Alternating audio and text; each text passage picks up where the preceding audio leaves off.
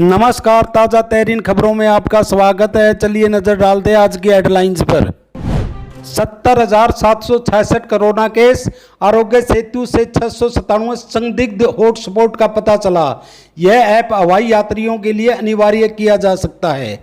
Lockdown 4 संभव, पाबंदियां कम, रियायतें बढ़ेगी। मोदी ने कहा जन से लेकर जग तक होगा जीवन का नया सिद्धांत।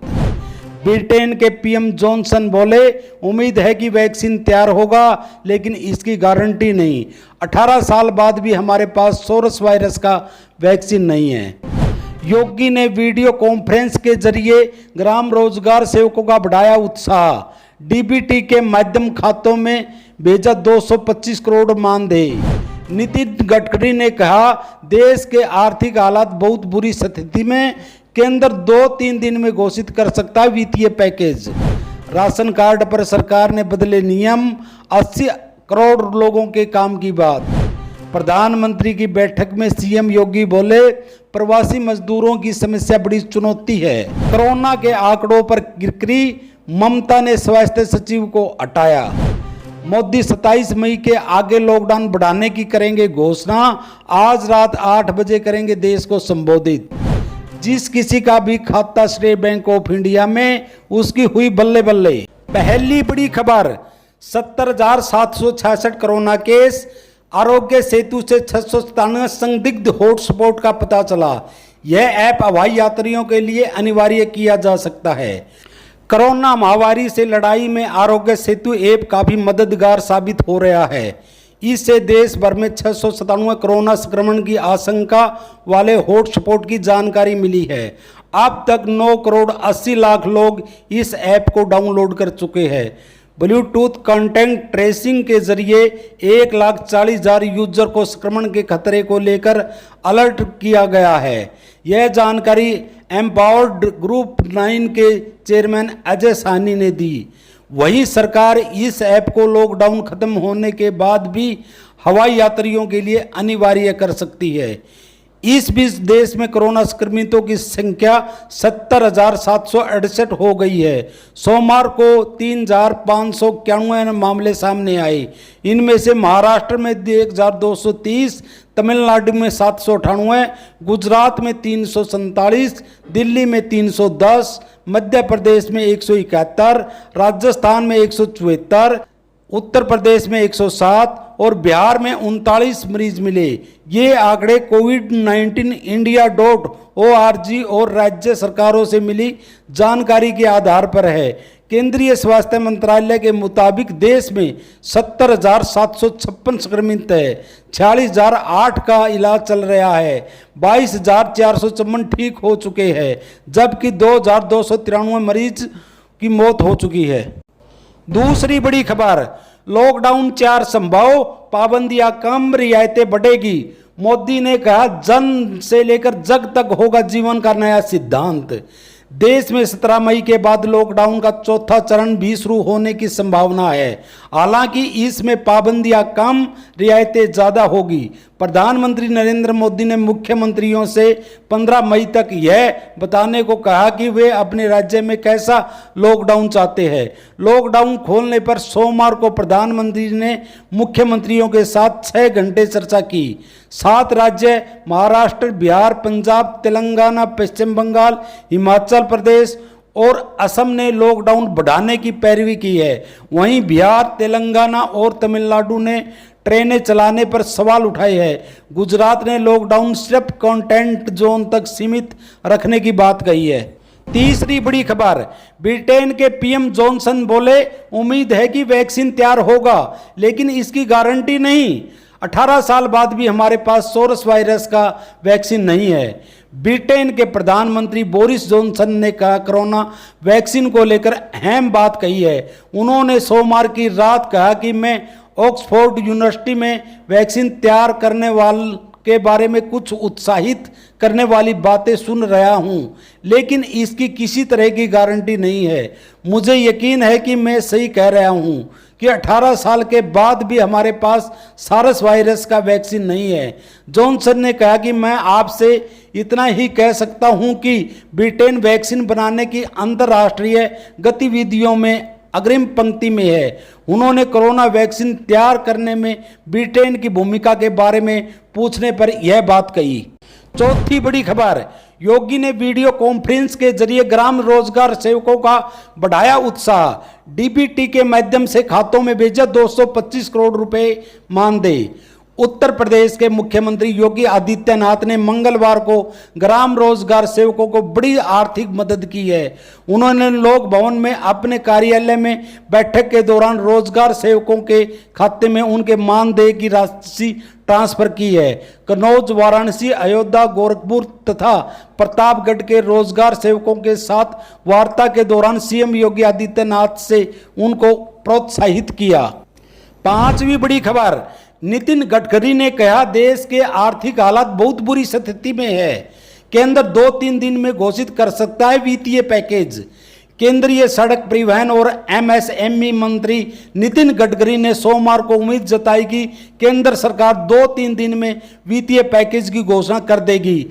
उन्होंने कहा कि आरबीआई की ओर से लोन पुनर्भुगतान पर 3 महीने का मोराटोरियम देने के बावजूद आर्थिक हालात बहुत बुरी स्थिति में है। केंद्रीय मंत्री ने कहा कि सरकार इंडस्ट्री के साथ खड़ी है, लेकिन इंडस्ट्री को भी सरकार की सीमाओं को समझना चाहिए। उन्होंने कहा कि हम प्रत्येक व्यक्ति को अच्छी तरह से बचाने की कोशिश कर रहे हैं। गडकरी ने कहा कि जापान और अमेरिका ने बड़े पैकेज की घोषणा की है, क्योंकि वहां की अर्थव्यवस्था भारत के मुकाबले काफ़ी बड़ी है। छठी बड़ी खबर, राशन कार्ड पर सरकार ने बदले नियम, 80 करोड़ लोगों के काम की बात। अगर आप भी राशन कार्डधारी है तो आपके लिए एक राहत की खबर है। दरअसल केंद्र सरकार ने एक नियम में बदलाव किया है। सरकार के फैसले का फायदा करोड़ों लाभार्थियों को मिलने की उम्मीद है। खाद्य मंत्रालय ने राशन कार्ड को आधार से जोड़ने की समय सीमा 30 सितंबर तक बढ़ा दी है। केंद्र सरकार ने ये फैसला ऐसे समय में लिया है जब ऐसी खबरें चल रही थी कि सरकार से नहीं जुड़े राशन कार्ड रद्द हो जाएंगे। बता दें कि अब भी करोड़ों राशन कार्ड है जो आधार लिंक से नहीं हो सके हैं। आधिकारिक बयान में बताया गया है कि सभी राज्य सरकारों और केंद्र शासित प्रदेशों को राशन कार्ड को आधार संख्या से जोड़ने की जिम्मेवारी खाद्य एवं सार्वजनिक वितरण विभाग की 7 फरवरी 2017 की अधिसूचना के आधार पर दी गई है। 7वीं बड़ी खबर, प्रधानमंत्री की बैठक में सीएम योगी बोले प्रवासी मजदूरों की समस्या बड़ी चुनौती है। प्रधानमंत्री नरेंद्र मोदी के साथ मुख्यमंत्रियों की बैठक में उत्तर प्रदेश के मुख्यमंत्री योगी आदित्यनाथ ने कोरोना वायरस और लॉकडाउन के बारे में बात की है।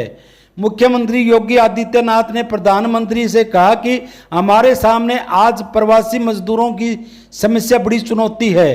अब तक 9 लाख से ज़्यादा कामगारों और श्रमिकों को हम होम क्वारंटाइन में भेज चुके हैं। इनमें से 7 लाख श्रमिक अपना होम क्वारंटाइन पूरा कर चुके हैं। उनको हम नौकरी और रोजगार देने की तैयारी कर रहे हैं। मुख्यमंत्री ने कहा कि पिछले 4 दिनों से में 3 लाख से ज़्यादा लोग बसों और ट्रेनों के माध्यम से उत्तर प्रदेश में आए हैं। निकट भविष्य में 10 लाख से ज़्यादा लोग और आने हैं। 20 लाख लोगों को रोजगार देने की तैयारी के लिए हम लेबर रिफॉर्म लेकर आए हैं। प्रधानमंत्री गरीब कल्याण पैकेज में 2.34 करोड़ किसानों को 2-2 हज़ार रुपये की 2-2 किस्त आ चुकी है। 8वीं बड़ी खबर, कोरोना के आंकड़ों पर किरकिरी, ममता ने स्वास्थ्य सचिव को हटाया। कोरोना संकट के बीच आंकड़ों को लेकर किरकिरी का सामना कर रही पश्चिम बंगाल सरकार ने बड़ी कार्रवाई की है। बंगाल के स्वास्थ्य सचिव विवेक कुमार को हटा दिया गया है। उन्हें पर्यावरण विभाग भेजा गया है। दरअसल कोरोना को लेकर ममता सरकार पर कई आरोप लग रहे हैं। खास तौर पर डेटा छिपाने की तोहमत लगाई गई थी। अब नारायण स्वरूप निगम को स्वास्थ्य सचिव बनाया गया है। अपने स्वास्थ्य सचिव पर कार्रवाई से पहले मुख्यमंत्री ममता बनर्जी ने मोदी सरकार पर निशाना साधा था।